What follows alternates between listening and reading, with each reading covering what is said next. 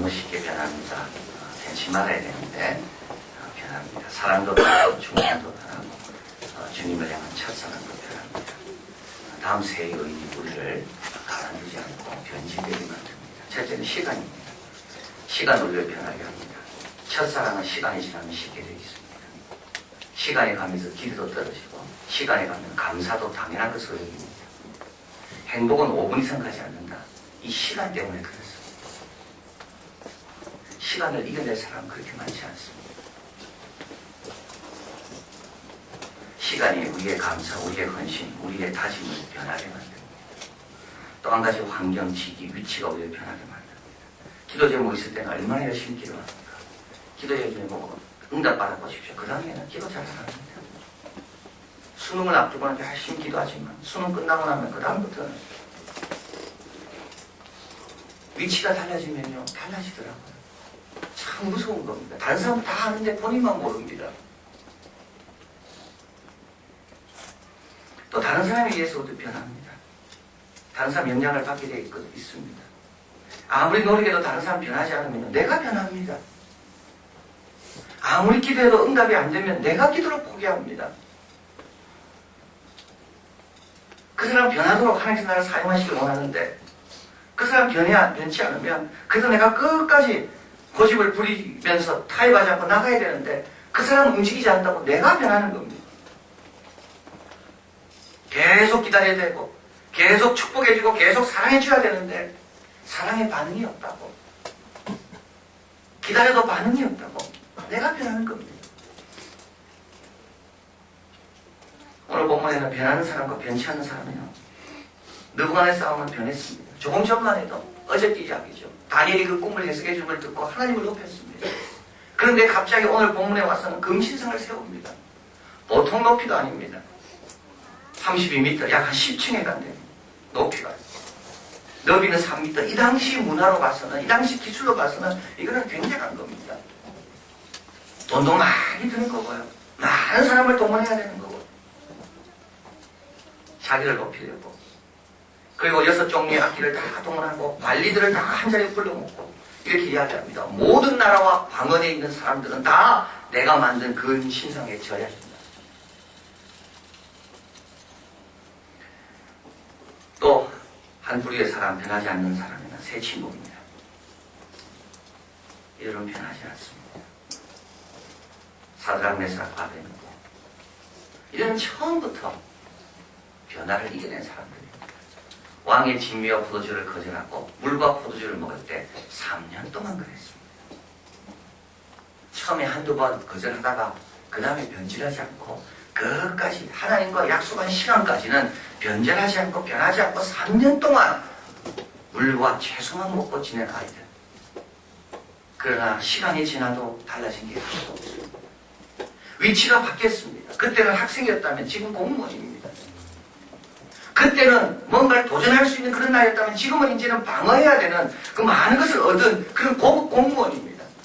그런데도 이들은 변치 않습니다. 청년 때나 지금이나 뭘 가진 것이 없을 때나 많이 가졌을 때나 뭔가를 기도 제목이 있을 때나 기도 다 응답받고 나서나 이들은 여전히 하나님 이외에는 절하지 않겠다. 하나님 한 분 외에는 우리의 주인이 없다. 풀무불에 던져진다 할지라도 풀무불 앞에서도 변하지 않습니다. 풀무불을 7배나 뜨겁게 해서 결박된 채로 던져진다 해도 그 앞에서도 변하지 않습니다. 여러분 참 오늘 본문의 중요한 걸 깨닫게 하는데요. 변하지 않으니까 어떻게 합니까? 변하지 않으니까요. 새로운 하나님을 발견합니다. 이게 중요합니다. 우리는 왜 변하는가 하면 이렇게 살아봤자 별 새로운 게 없을 거라고 생각해서 자꾸 변하는 겁니다.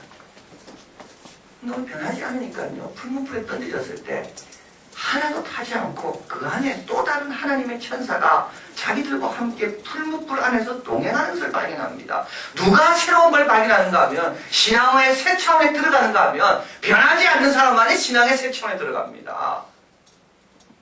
너무 중요한 겁니다. 우리는 자꾸 신앙의 새 차원 뭔가 새로운 걸 경험하려고 이렇게 변해보고 저렇게 변해보지만 그렇게 변질하는 사람은 신앙의 새 차원에 들어갈 수가 없다는 겁니다. 또 한 가지, 느부갓네살 왕이 변합니다. 느부갓네살 왕이 풀무불에 던져져도 하나님께서 그들을 건져주시고 하나도 타지 않는 것을 보면서 하나님 앞에 무릎을 꿇는 게 나옵니다. 다른 사람을 전도하고 싶습니까? 내가 변하면 안 됩니다. 우리 아이들에게 좋은 영향을 미치고 싶습니까? 내가 변하면 안 됩니다.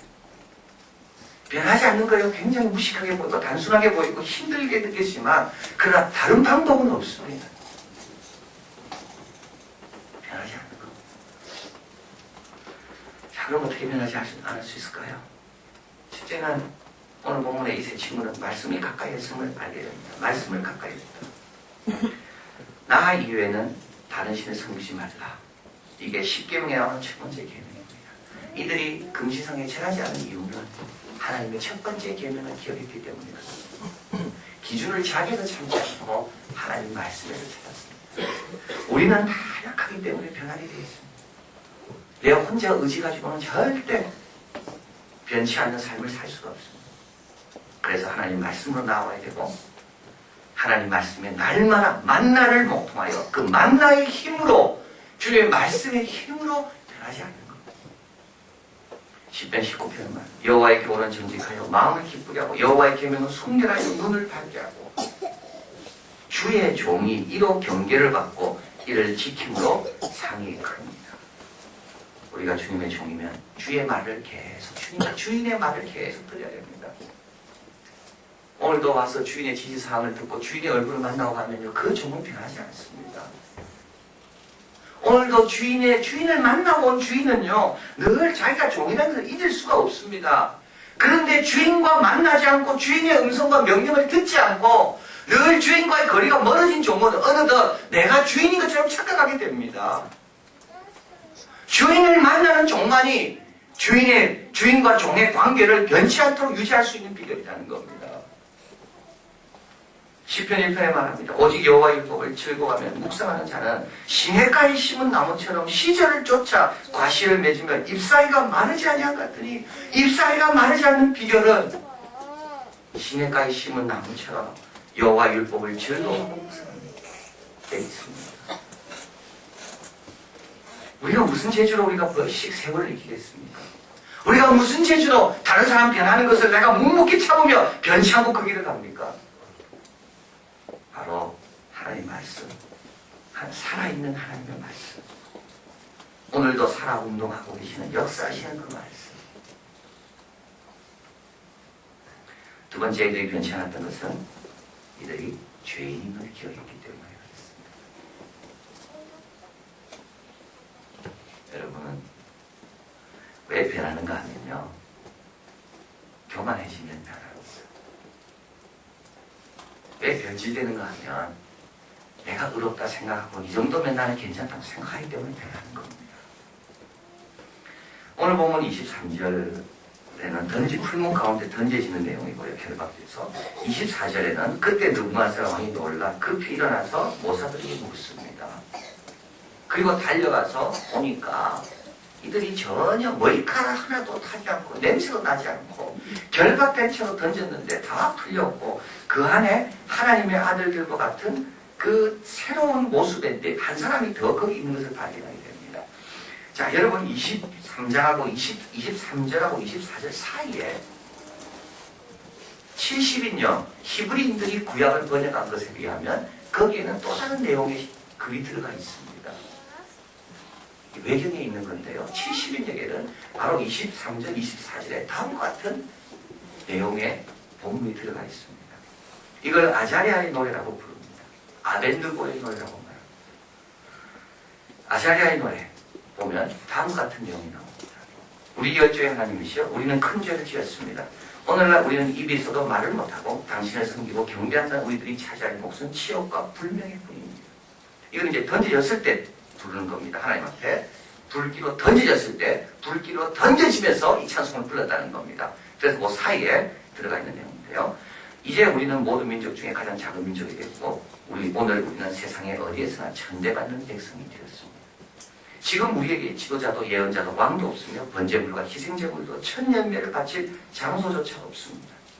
우리는 뉘우치는 마음과 겸손하게 된 정신을 받아주셔서 이것이 염소와 황소의 번제물이라 여겨주시고 수많은 살찐 양으로 여겨주시고 받아주셔서 이것이 오늘 당신께 바치는 제물이오니 우리로 하여금 당신을 완전히 따르게 하소서. 내가 죄인이지 않은 사람들 안 변합니다. 내가 아직까지 주님 앞에 변화되어야 될 것이 너무 많고 내가 부족한 것이 너무 많다는 사람은 안 변합니다. 겸손한 사람은 안 변합니다. 자기의 연약함과 허물을 많이 알고 있는 사람은 절대 안 변합니다. 누가 변합니까? 교만한 사람은 변하게 되어 있습니다. 나는 여전히 죄인이고 나는 주의 긍휼밖에 의지할 데가 없다라고 이렇게 고백하는 사람은 어떤 형편에 가도 변하지 않습니다. 나는 무익한 종입니다. 내가 할 일을 했을 뿐입니다. 자기의 연약함, 부족을 아는 사람은요, 변치 않는다는 겁니다.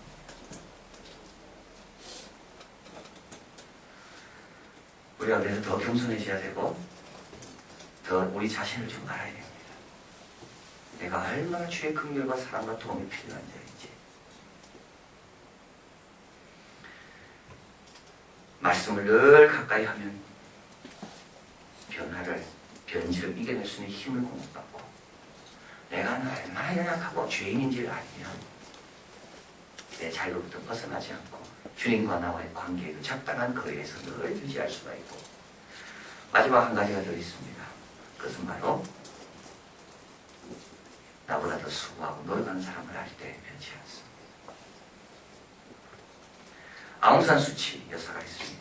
여러분 다 잘 아시죠? 그는 미얀마 독립군 지도자인 아웅산 장군의 딸로 태어났습니다. 실제로 미얀마라는 말보다 버마라는 말을 버마 사람이 좋아한다고 합니다.